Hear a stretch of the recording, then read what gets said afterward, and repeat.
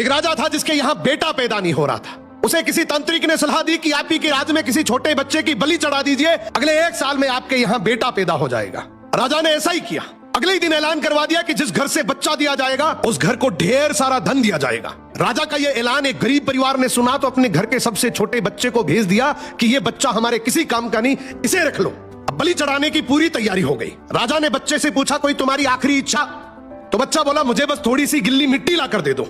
मिट्टी लाई गई तो उस बच्चे ने उस मिट्टी से छोटे छोटे 4 मकान बनाए और उसके बाद एक एक करके 3 मकानों को लात मारकर गिरा दिया। एक को रहने दिया और उसके सामने हाथ जोड़कर दुआ की और राजा को बोला, अब मेरी बलि चढ़ा दो। यह देखकर राजा को बड़ा अजीब लगा। वो डर सा गया कि शायद बच्चे ने कोई तंत्र विद्या की हो। उसने बच्चे से पूछा, तूने ये क्या किया था? तो बच्चा बोला, पहला मकान गिराया जो मेरे माँ बाप का था, जिन्होंने सिर्फ पैसों के लिए मुझे बेच दिया। दूसरा मकान रिश्तेदारों का था, उन्होंने भी मेरे माँ बाप को ऐसा करने से रोका नहीं तो उनका भी मकान गिरा दिया। तीसरा राजा जी आपका तो काम है लोगों की रक्षा करना, लेकिन आप भी अपने लालच के लिए रक्षक से भक्षक बन गए। आपने तो अपने लालच के लिए मेरी जिंदगी खत्म करने की सोच ली, तो मैंने आपका भी महल गिरा दिया। और ये चौथा मेरे भगवान का घर है, उसके सामने मैंने हाथ जोड़कर कह दिया कि अब सब तू संभाल लेना।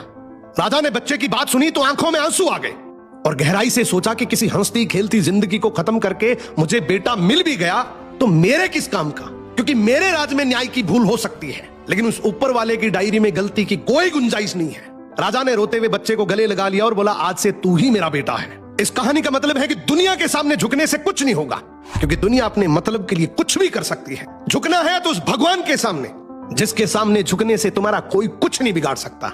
समर्पण करना है तो उस परमपिता परमेश्वर को करो।